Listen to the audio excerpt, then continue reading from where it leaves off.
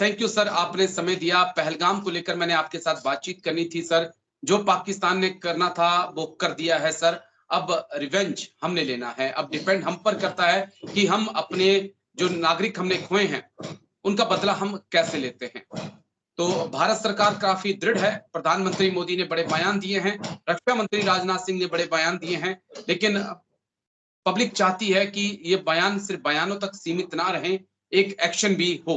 तो क्या कुछ ऑप्शन आप देख रहे हैं सर? क्योंकि दोनों तरफ से हैवी डिप्लॉयमेंट एलओसी की पर हो चुकी है और दोनों तरफ से फायरिंग भी इस वक्त एलओसी पे चल रही है सर। देखिए राजेश, निश्चित तौर पर बहुत कठिन समय है। एक नागरिक के तौर पर हम लोगों के लिए बहुत सोचने का समय है कि जिस तरह से ये घटना हुई है उसके बाद रिस्पांस हमको देना है, और बिना रिस्पांस दिए हम मानेंगे नहीं, ये भी तय है। और सरकार इस बात को समझ भी रही है।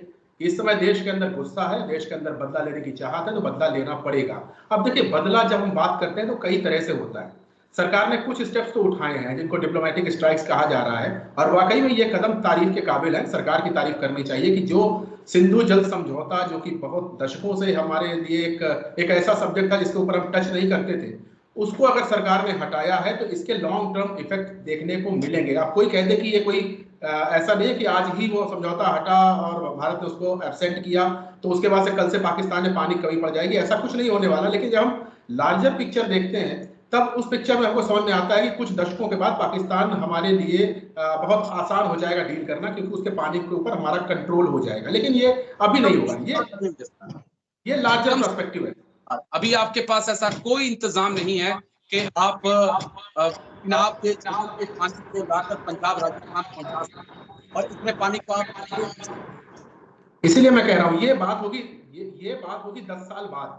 10 साल तक आपको कुछ नहीं करना है, और अभी फिलहाल अभी जो काम किया गया उस पर निर्णय लिया गया, तो निर्णय लेना तारीफ के काबिल है। उस निर्णय लेने के लिए सरकार की तारीफ करनी चाहिए।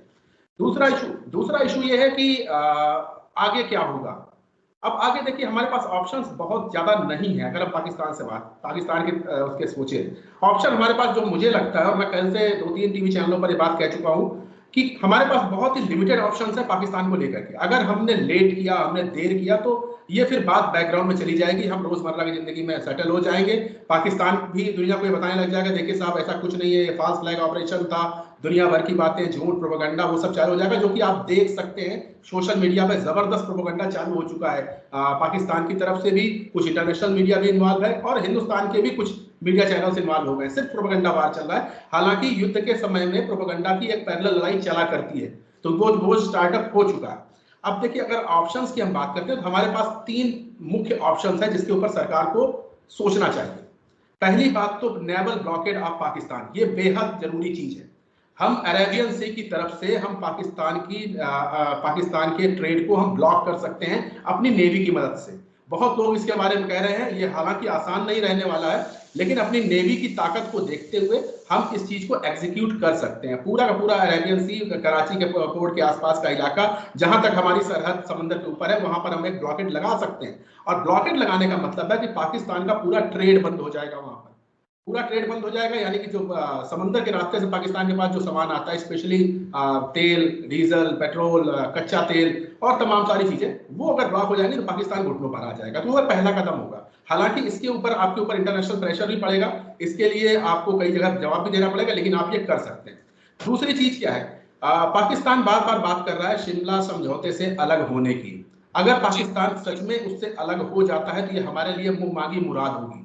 अगर शिमला समझौता रद्द होता है तो भारत को चाहिए कि तुरंत एलओसी को मानना बंद कर दे, क्योंकि एलओसी शिमला समझौते की वजह से ही पिक्चर में आई थी।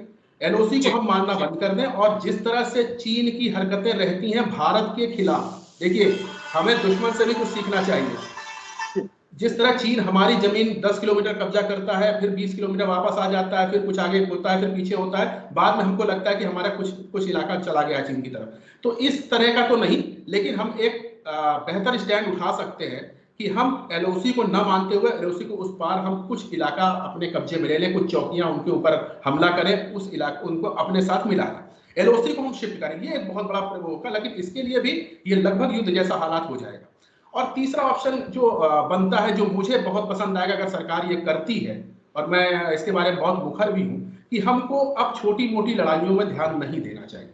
हमको अब उस नासूर की जड़ में हमला करना चाहिए। हमको रावलपिंडी के उस आर्मी के ठिकाने ब्रिगेड हेडक्वार्टर के ऊपर हमला करना चाहिए जिस पर वो तमाम पॉलिसीज बनती हैं भारत को परेशान करने की।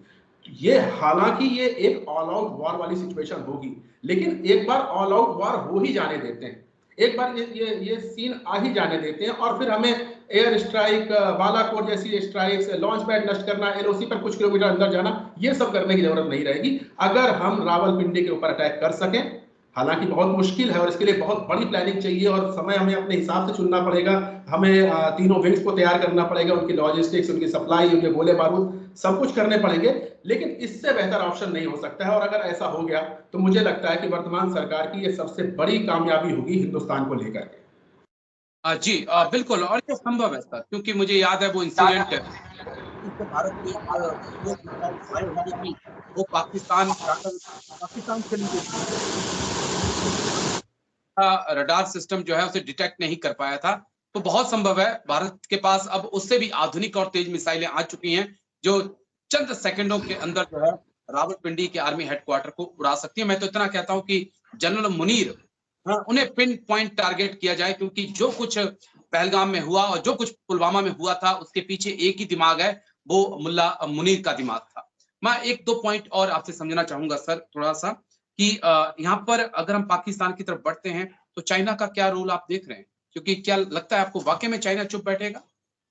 हाँ देखिए, चाइना चुप नहीं बैठेगा, प्रैक्टिकली स्पीकिंग चाइना चुप नहीं बैठेगा, लेकिन चाइना एक्टिवली युद्ध में पार्टिसिपेट करेगा, ये देखने वाली बात होगी। इसके चांसेस मुझे कम लगते हैं। ऐसा इसलिए कम लगते हैं क्योंकि इस समय चाइना खुद अपनी एक टैरिफ वॉर में अमेरिका के साथ लगा हुआ है। किसी भी जंग में उलझने का मतलब है अमेरिका को फ्री हैंड दे देना कि वो टैरिफ वॉर में जीत जाए, अपने मुताबिक चाइना के ऊपर प्रतिबंध लगा सके और चाइना को अपने हिसाब से मोल्ड कर सके। अब उस पोजीशन पर जबकि चाइना अमेरिका के सामने आंखों में आंख डाल करके देख रहा है, जितना टैरिफ अमेरिका लगाता है उतना ही चाइना भी लगा देता है, जिस तरह की बातें अमेरिका करता है उस तरह की चाइना भी करता है, तो वहां पर चाइना की पोजीशन कमजोर हो जाएगी। दूसरी चीज, चाइना का बहुत तगड़ा इन्वेस्टमेंट सीपैक के माध्यम से पाकिस्तान के अंदर हो रखा है। वो पूरा का पूरा उसका जो इंफ्रास्ट्रक्चर डेवलपमेंट है, जो सारा पैसा जो इन्वेस्टमेंट लगा रखा है, वो जमीन दोज हो जाएगा। चाइना को भी ये पता है, तो चाइना कोशिश करेगा इस पूरे लफड़े से बच करके निकलने की। तो कोशिश वो ये करेगा कि चुपचाप फिलहाल हम बाहर निकलते हैं, क्योंकि चाइना को देखिए, चाइना एक ऐसा मुल्क है, वो सिर्फ और सिर्फ अपने फायदे के बारे में सोच रहा है। अगर पाकिस्तान युद्ध में जाता है तो चाइना जरूरी नहीं है कि आ जाए। हाँ, चाइना कुछ पोजिशनिंग कर सकता है, हमको डरा सकता है, नॉर्थ ईस्ट के ऊपर हम ये कर देंगे या बांग्लादेश के थ्रू हम कुछ करवा देंगे, चिकन नेक कॉरिडोर के ऊपर हमला कर देंगे, ये पोजिशनिंग होगी। लेकिन अगर वॉर शुरू हो जाता है, ऑल आउट वॉर हो जाता है, तो मुझे नहीं लगा कि चाइना आएगा, क्योंकि चाइना के खुद के बहुत सारे स्टेट्स पूरी दुनिया में दांव पर लगे हुए हैं। चाइना उनको खोना नहीं चाहेगा। और एक चीज हम क्यों भूल जाते हैं, चाइना उस गुट का हिस्सा है जहां पर चाइना का दोस्त रशिया भी है, रशिया भी चाइना का दोस्त है। तो रशिया वाला एंगल आप ये समझिए, रशिया जरूर चाइना को ये कन्विंस करने में सफल हो जाएगा कि उसको भारत के खिलाफ कम से कम युद्ध नहीं लड़ना है। और एक चीज और देखिए राजेश, अगर चाइना भी युद्ध में कूद पड़ता है तो निश्चित तौर पर अमेरिका या कुछ और देशों को भी कूदने का मौका मिलेगा। तो it will be kind of world war. जब तो बड़ी बड़ी शक्तियां ही कूद जाएंगी तो वर्ल्ड वॉर ही हो जाएगा। तो वर्ल्ड वॉर ही शुरू हो गया तो फिर उसके बाद तो फिर कौन जीतता है कौन हारता है इससे कोई बात ही नहीं होती है। फिर तो ये पूरी साउथ एशिया जो है वो जंग का मैदान बन जाएगा, इसमें तमाम दुनिया की महाशक्तियां आकर लड़ना शुरू कर देंगी, तो एक अलग सिनेरियो हो जाएगा। लेकिन जहां तक रही टू फ्रंट वार की बात जो आप मुझे कहना चाह रहे थे, तो टू फ्रंट वार में आप ये मान करके चलिए, जो इनिशियल स्टेज में अगर भारत हावी होता दिखाई देगा तो चाइना अपने अपने कदमों को वापस खींच लेगा, वो बिल्कुल इन्वॉल्व नहीं होगा। हाँ, शब्दों के जबानी जमा खर्च जरूर कुछ चलते रहेंगे कि साहब हम ब्रह्मपुत्र का पानी छोड़ देंगे, हम ये कर देंगे, चिकन नेक कॉरिडोर तोड़ देंगे, वो सब बातें चलेंगी। लेकिन चाइना भी युद्ध रुकवाने का प्रयास करना शुरू कर देगा, ना कि एक्टिवली युद्ध में पार्टिसिपेट करने लग जाएगा।